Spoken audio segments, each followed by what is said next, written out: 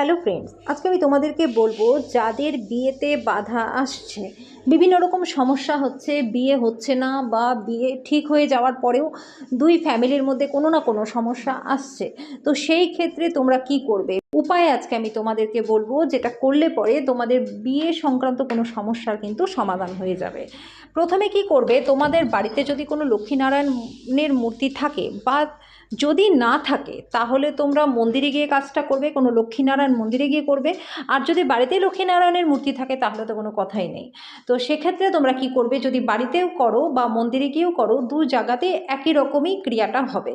একটা হলুদ রঙের কাগজ নেবে এবং সেই কাগজটাকে তোমরা একটা হলুদ সুতো দিয়ে বেঁধে লক্ষ্মীনারায়ণের ফটোর পিছনে বা মূর্তির পিছনে সেটা রেখে দেবে। ওটা ওভাবেই থাকবে। দেখবে কিছুদিনের মধ্যেই তোমাদের কিন্তু বিয়েজনিত কোনো সমস্যা যদি থেকে থাকে তাহলে কিন্তু সেটা সমাধান হয়ে যাবে। আরেকটা উপায় আমি তোমাদেরকে বলবো বন্ধুরা, বিয়ের বাধা কাটানোর জন্য তোমরা কি করবে, বৃহস্পতিবার দিন থেকে শুরু করবে, প্রত্যেক দিন স্নানের জলে অল্প একটু হলুদের গুঁড়ো মিশিয়ে তোমরা স্নান করা শুরু করো।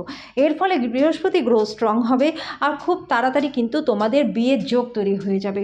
যাদের সমস্যা আসছে তাদের সমস্যাগুলোও কিন্তু কেটে যাবে।